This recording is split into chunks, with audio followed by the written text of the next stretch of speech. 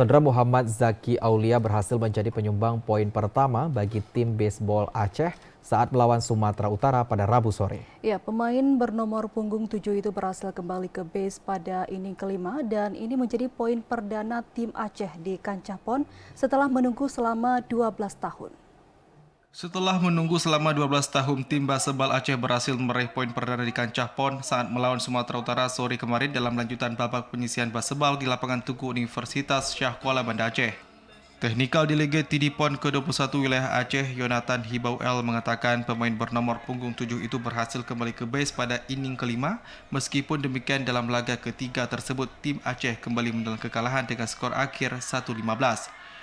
Yonatan menambahkan pada inning pertama Aceh kalah dengan skor 0-2 dan kembali kalah di inning kedua 0-5.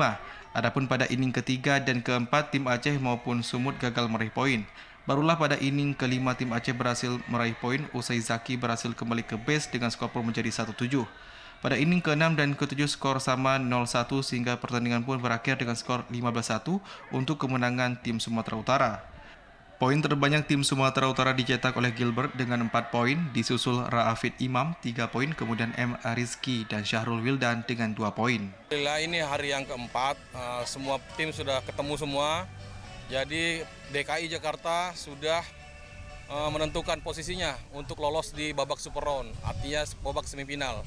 Untuk Aceh sendiri karena dia masih banyak untuk bertanding, kemungkinan mereka masih berproses untuk mencari peringkat. Yonatan menambahkan setelah pada pertandingan pertama tim Aceh takluk dari Bali dengan skor telak 0-27 dan pada pertandingan kedua juga mengalami kekalahan dari DKI Jakarta 0-21 ditambah sore kemarin pada pertandingan ketiga tim Aceh juga kalah 1-15 dari Sumatera Utara, maka Aceh menempati juru kunci dari 7 provinsi yang ikut berlaga pada PON ke-21 ini. Hal ini membuat Aceh tidak bisa lagi melanjutkan ke babak Super Roll atau semifinal. Dari Banda Aceh, Teguh Ferry, TVRI Aceh melaporkan.